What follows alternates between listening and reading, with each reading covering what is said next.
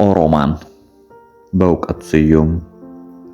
ሰሞኑን እንደ አዲስ አስቴር አወቀን ሳዳምጥ በዓሉ ግርማ ትዝ አለኝ።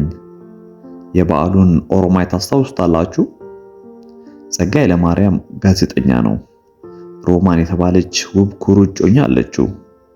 ሊጋቡ ጥቂት ወራት ሲቀራቸው በኮከብ ጥሪ አስመራ ለግዳጅ ተላከ። በዚያም በዘመቻው መሃል ፊያሜት የተባለች የአስመራ ሴት ተዋወቀ። ከባድ ፎንቃ ገባለት። በአስመራይቱና በሸገሪቱ ሴቶች መሃል ተወጥሮ በታሪካው ዘመቻው ላይ ተሳተፈ። በመጨረሻ ሮማን አስመራ መታ ከሌላ ሴት ጋር ፍቅር እንደያዙ ተረዳች። ፊያሜታ ለሱ ብላ ሕይወቷን ትሰጣለች። በመጨረሻም ፊያሜታን በሞት ሮማንን በቅያሜ አጥቶ ብቻውን ሲቀር ልቦለዱ ይጠናቀቃል። ሮማን አዲስ አበባ ሆና የአስቴር አወቀን ክር ካሴት ልካለት ነበር። ፊያሜታ ሮማን የላከችውን ካሴት ሰባብራ ክሩን ጉልጉላ ፊቱ ላይ የምትበትንበትን ትዕይንት አይረሳኝም። አሁን ድንገት ጉደኛ ሐሳብ ብልጭ አለልኝ። ኦሮማይን የደረሰው ስብሐት ቢሆን ኖሮ ብዬ አሰብኩ። እንዲህ ነበር የሚሆነው። ሮማንና ፊያሜታ አስመራ ተገናኝተው እየተጨዋወቱ ነው። ስትገናኙ እጮኛ መሆኔን ነግሮሽ ነበር አለች ሮማን። ፊያሜታ ራሷን በአዎንታ ነቀነቀች። እና እጮኛ እንዳለው እያወቅሽ አፈቀርሽው? ፊያሜታ ፀጉሯን ነስንሳ አዝናለሁ፣ ነገሩ እዚህ ይደርሳል ብዬ አላሰብኩ ነበር።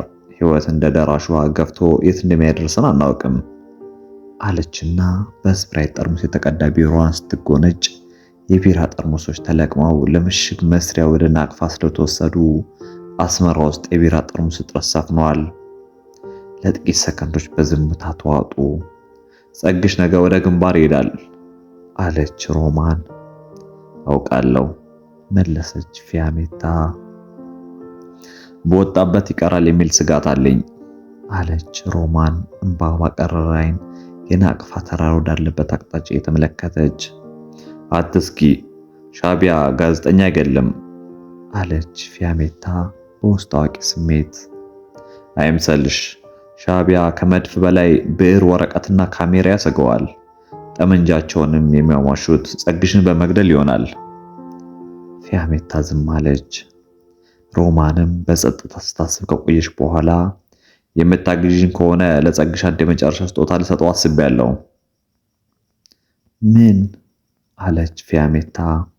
ጸግሽ አንቺንም እኔንም እኩል እንደሚያፈቅረው አውቃለሁ። ስለሚያፈቅራቸው ሴቶች እንደሞት ማበላለጥ አያውቅም። ስለዚህ በህይወት የመጨረሻውን ሌሊት አብረን እንድናሳልፍ ፈልጋለሁ። የምርሽን ነው? ፊያሜታ በግርም ተጠየቀች። አንድ ጀግና ለብዙሃን ህይወቱ መስጠቱ አግባብ ከሆነ ብዙሃን ለአንድ ጀግና አቀፋቸው መስጠታቸው ተገቢ ነው አለች ሮማን ፍርጥም ብላ። ያን ዕለት ማታ ጸጋዬ በሮማንና በፊያሜታ መሃል በአራት ጡቶች መሃል እየተንጋለለ በልቡ እንዲህ አለ። ይገርማል። ሻቢያና ደርግ ስልጣን እንዲመጋራት ቢያውቁ ኖሮ በአፍሪካ ቀንድ ለዘላለም ሰላም ይነግስ ነበር።